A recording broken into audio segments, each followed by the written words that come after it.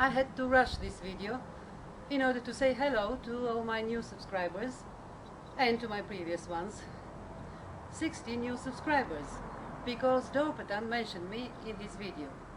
Dhorpatan, the hard atheist, the hard-hitting atheist, with his knowledge of science and philosophical terms and rules. William Lane Craig apparently hasn't heard of Dhorpatan and many other YouTube users, because he accuses all atheists, the atheist with a capital A, who does not exist, of using only philosophically primitive argumentation against the existence of God. A philosophically primitive opposition. William Lane Craig is very well spoken, well trained. He is a professional debater. He is arguably well read, but to be well read and not really understand what you are reading does not an intelligent speaker make. He is a philosopher. He must have read all the atheists through the ages who give very good argumentations against the existence of God.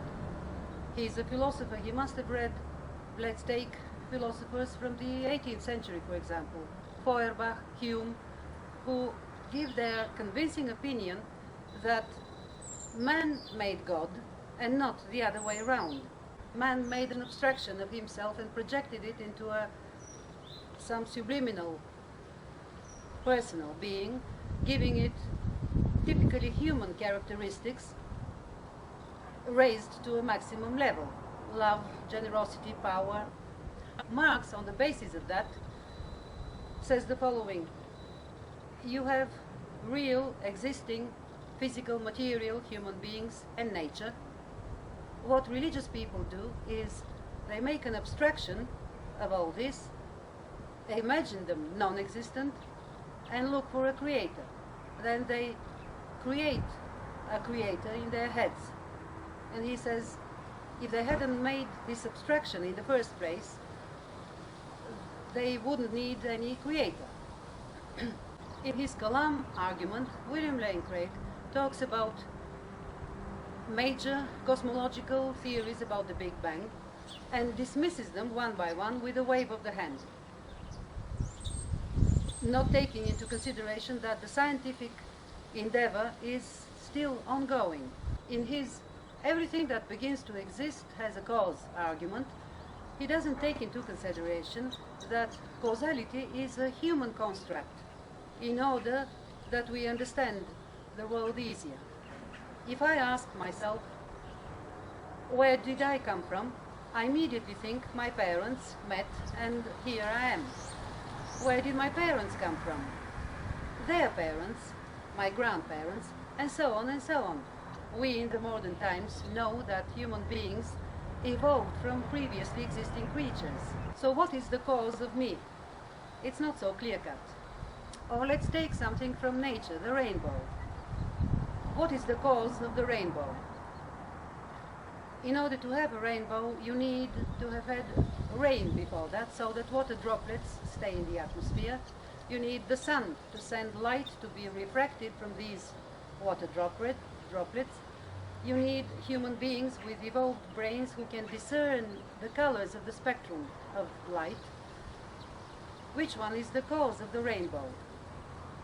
Talking about rainbow, what is a rainbow?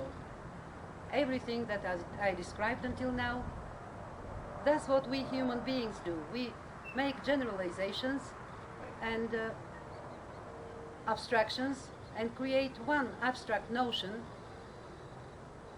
in order to facilitate our understanding and communication with each other. This is called reification. You have reification when you treat an idea, the neurological activity in your brain, as an entity, as a thing. This is a linguistic evolutionary phenomenon used in philosophy. William Lane Craig should know that. Human beings make generalizations, abstractions, and create abstract notions, give them a name, in order to make understanding and communication between each other quicker and easier. It is linguistic. That's how our understanding and our language and thinking work. It is evolutionary because the neurologically challenged individuals who couldn't generalize, make abstractions, and successfully communicate did not survive, while those who could did. Generalization, objectification, reification is present, is all around us. We do it all the time. No doubt it has a positive effect for humankind. But it also can have negative effect when it is used for manipulation. For if there is no God, then man's life becomes ultimately absurd.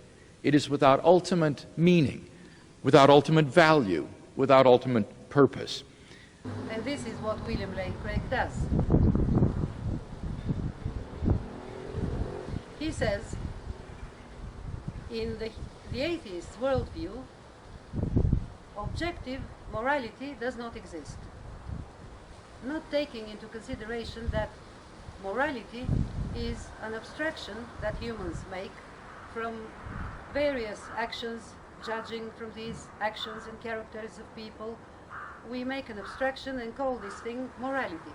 It is not a separate thing that exists out there, let alone in a supernatural sphere, having been created by a supernatural personal being which is a creation of the human brain in the first place.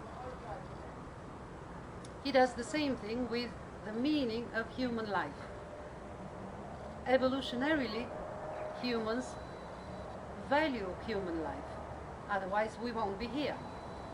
And we make an abstraction and create the abstract notion, the noun meaning of the human life. But to take this thing, entity, which does not exist, and place it in a supernatural sphere, having been created by a supernatural being created in the human mind, is disingenuous, to say the least. I wonder, what should I call that type of philosophical thinking? Just ridiculous or primitive? What do you think? SisyphusRedeemed, in his lecture about failure not being a bad thing, says being successful does not make you a good person. I want to paraphrase this and say being successful, unfortunately, in the modern times, in America mostly, does not mean that you are intelligent.